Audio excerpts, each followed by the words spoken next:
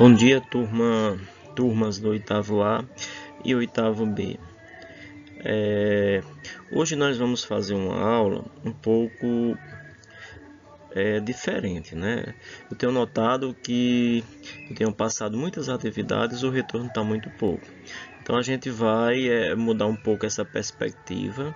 Eu vou passar as atividades, né? E hoje a gente vai fazer só correção das questões já feitas em outros dias, para não ver se a gente tem um retorno melhor, tá bom? Então vamos começar a nossa aula hoje pelo texto. Esse texto, retomando as rotinas das aulas anteriores, quando nós estávamos em sala, eu sempre trazia um texto do nosso colega de escola, da escola Dr. Romão, né? Então, esse texto é do nosso amigo, professor e colaborador da escola, Ademir Cordeiro de Menezes, o nosso Sarney, né? Então, um texto bem interessante. E nesse slide eu vou resumir um pouco, tá bom? Para não ficar muito pesado. Então, eu vou resumir um pouco. Então, esse texto ele é bem interessante, né? Não vou comentar tanto, mas só para nível de informação, para a gente resgatar um pouquinho da rotina de sala e falar a questão da importância da leitura, como é importante. Então esse texto ele traz como título o tirador de figo, né? Fígado, né? O texto diz mais ou menos assim, do nosso amigo. Quando eu era criança, com 6 anos de idade, por volta de 1969, 1970 ou mais, minha mãe, Maria, e minha avó Cândida sustentavam a ideia de que pelas estradas passariam homens armados de faca afiadíssima, que pegavam meninos nas estradas e tiravam seus fígados. Eu e meu irmão Juraci corríamos os 7 mares pelas estradas e mangas do sítio Raposa, Serrita, Pernambuco. Éramos aventureiros, pastoradores de arrozais, tangedores de gado, cuidadores de caprinos, etc. As nossas traquinagens nos punham entre o joio e o trigo, e muitas vezes causavam transtornos e a ira de nossos pais. Pois bem, com o fim de nos afastar das andanças e traquinagens excessivas, minha mãe, minha avó e outros adultos nos alertavam para não irmos muito longe de casa, pois os tiradores de figo passariam e tirariam nossos figos tal hora e tal dia. Jardim, 10 de novembro de 2018, né? Então aí nós temos um texto interessantíssimo, né? Do nosso colega de trabalho, Ademir Cordeiro de Menezes. Que possamos acessar as suas redes sociais e desfrutarmos a grandeza dos seus textos, das suas crônicas, né? Então fica essa indicação de leitura. Vamos passar agora para os textos trabalhados nas atividades anteriores, né? Então, como eu falei para vocês, eu serei mais breve para a gente não tomar muito tempo e a aula não ficar tão sobrecarregada, ok? Então esse texto já foi trabalhado na atividade anterior, né? Então eu vou fazer uma rápida leitura e a gente já vai para as questões. Berta era um homem abominável, homem das neves. Ele gostava tanto das montanhas nevadas quanto das distantes florestas. Certo dia, Berta estava perseguindo 2 borboletas quando elas pousaram em uma pedra. Silenciosamente, ele rastejou para perto delas. Mas do outro lado da pedra havia um garotinho. Que susto! Ele nunca havia visto nada igual. Berta mergulhou na moita para se esconder. Mas, os galhos tinham vários espinhos. O garotinho andou até Berta. Desculpe, ele disse. Eu não quis assustá-lo. Meu nome é Tom. Quem é você? Eu sou Berto, um abominável homem das neves. Será que esse Berto era realmente um abominável homem das neves, né? Então, nós estamos trabalhando com os descritores, né? Localizar informação implícita, localizar informações explícitas, né? Então vamos aqui a resposta o enunciado, né? E o gabarito e o distrator que traz essa alternativa correta. De acordo com o texto, Beth se assustou porque viu. Ora, pessoal, se nós voltarmos ao texto, né? Será que foram por conta das duas borboletas na pedra? Será que isso foi a causa do susto de Berto? Caminho de casa muito distante, será que isso está presente no texto, né? Nós temos localização implícita e localização explícita, né? Então, a implícita ela está escondida dentro do texto, né? Então, as pistas textuais vão me dar a informação correta do enunciado que se pede. Então, os vários espinhos no galho fala de espinhos, mas não, isso não é o que de fato é o motivo pelo qual Beth se assustou. Um ser humano pela primeira vez. Então, ele era um abominável homem das neves, né? Então, vivia isolado. Então, primeiro encontro dele. Então, o gabarito, a alternativa que satisfaz, né, o comando da questão, um ser humano pela primeira vez. Ok? Vamos agilizar para não ficar tão enfadonho, né? As quadras, né? Quadras populares. Vamos aqui mudar um pouquinho com relação ao gênero textual, a tipologia, né? O outro texto era um texto mais um texto narrativo, agora é um poema, né? Você me mandou cantar, pensando que eu não sabia, pois sou que nem cigarra, canto sempre todo dia. Já fui galo, já cantei, já fui dono do terreiro. Não me importo que outras cantem, onde eu já cantei primeiro. Então, o eu lírico aí, né? O que esse eu lírico está relacionando nessa poesia? A que tipo de canção, né? Vamos aqui, né? O enunciado, o comando diz: o poema acima trata, né? Então, olha, de quem canta desolado, de quem não sabe cantar, do galo cantador dono do terreiro. Então, a B, C, D são informações que tem no texto, né? Mas o que satisfaz realmente o comando, o poema acima trata de quê? Da verdadeira arte de cantar. Então, pessoal, essas duas questões aí foram trabalhadas como questões para vocês lerem, né?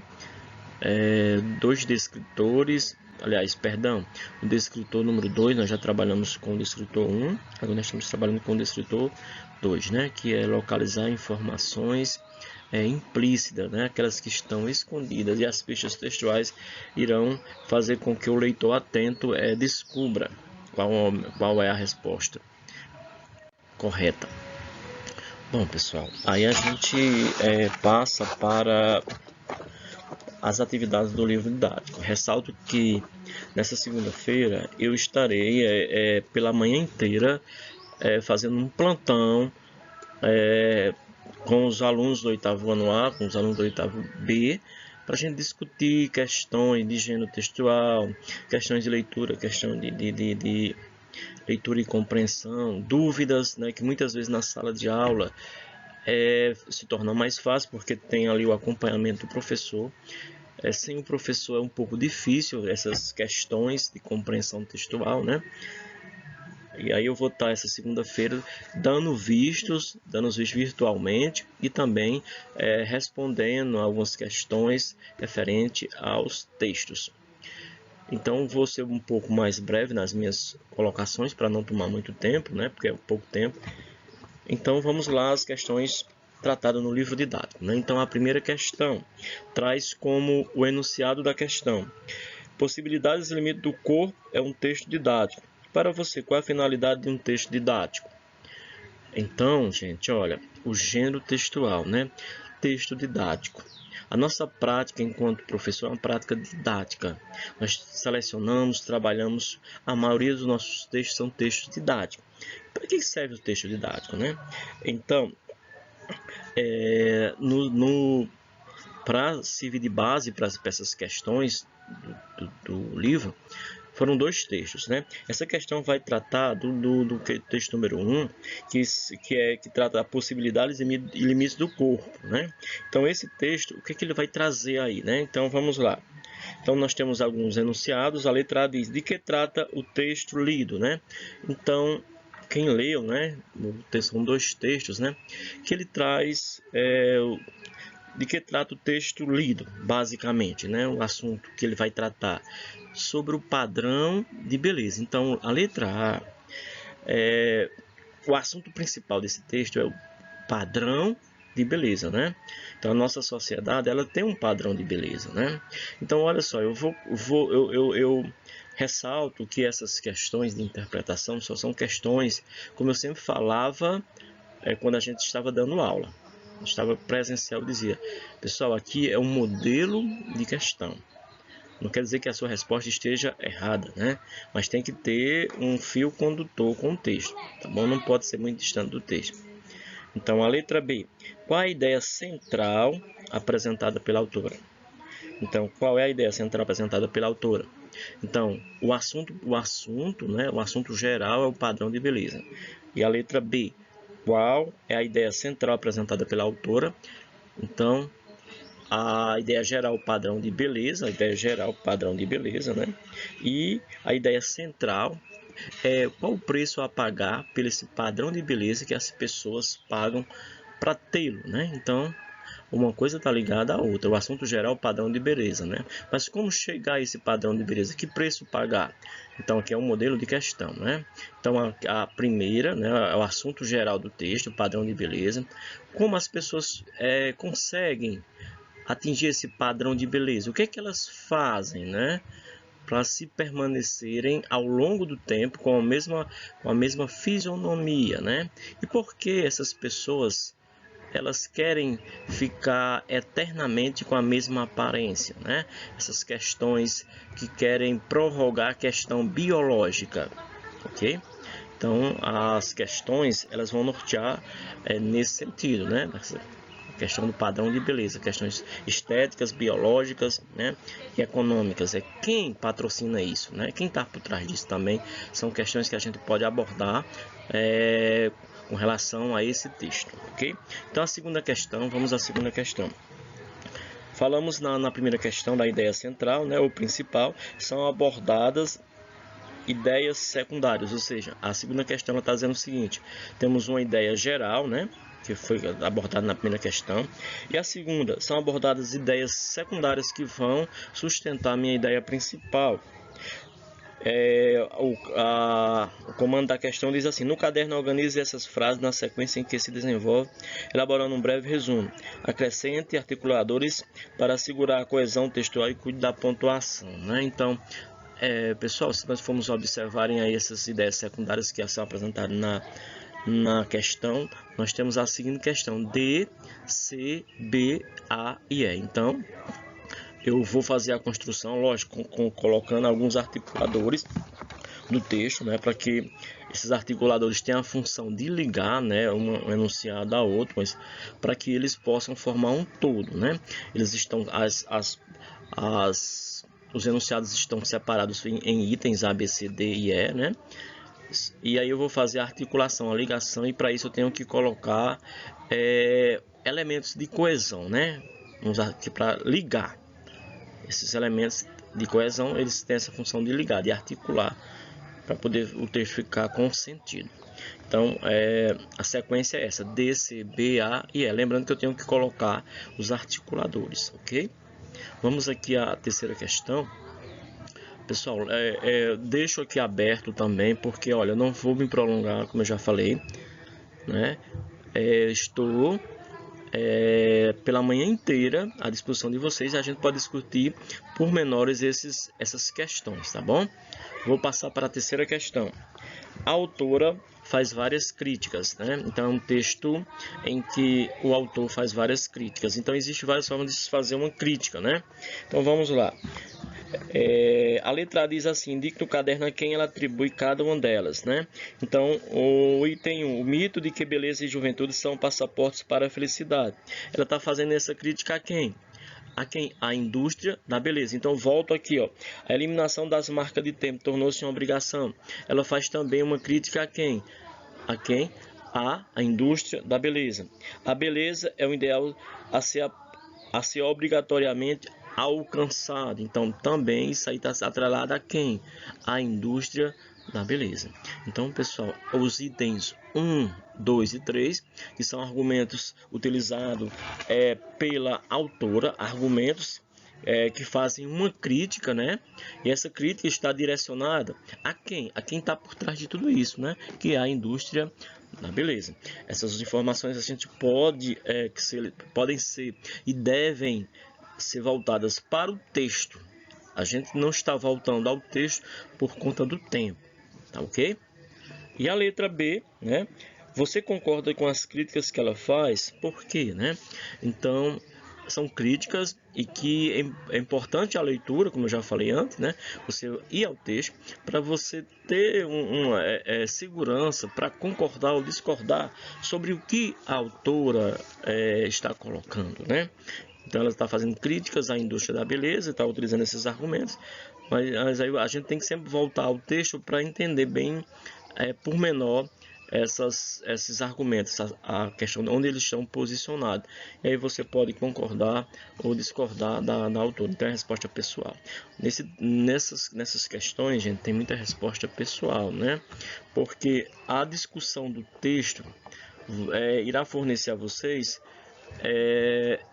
esses subsídios que vocês irão concordar, discordar e justificar, ok? A quarta questão, né? No 3 são comparados dois conceitos de beleza, o que vigora nas passarelas da moda e que existe nos museus. Olha, tudo isso, essas críticas que que são feitas, elas são baseadas em padrões de beleza, né? Como esse padrão de beleza ele é construído ao longo da história, no passado e no presente. Como ele é construído? Será que esse padrão de beleza que chegou até a gente, né? Ele sempre foi de uma mesma forma, né? Pois bem, então a letra A diz assim, ó, de acordo com a autora, qual é a diferença entre eles, né?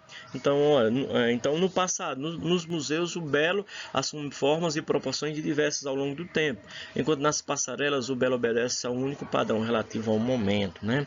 Então, o texto, as respostas aí vai falar, discorre exatamente nessa questão do padrão de beleza do tempo passado, né? Que é colocado na antiguidade, e o padrão de beleza de hoje, né? Qual é a diferença aí, né? Que é colocado, né? Hoje, a questão das passarelas, né? Que padrão de beleza é gordo, é magro, que as passarelas exigem, né? Então a gente começa a pensar nessa perspectiva aí. A quarta questão ainda, a letra B. Letra B. Você concorda com as críticas? Perdão. Atualmente, algumas mudanças nos padrões de beleza convencionais já são perceptíveis na sociedade, na mídia impressa e digital. Você já viu, ouviu ou leu algo a respeito, né? Por exemplo, as propagandas. Quem é que faz as propagandas? Como é que são as pessoas que que fazem essas propagandas? Como é que elas são? São magras, gordas, perfil de cor, né? Então, isso aí vai me ajudar a responder esse enunciado, né? Pronto. Sexta questão, agilizando aí, gente, para não ficar tão cheio esse vídeo como o do outro passado. Sexta questão, né? Sexta.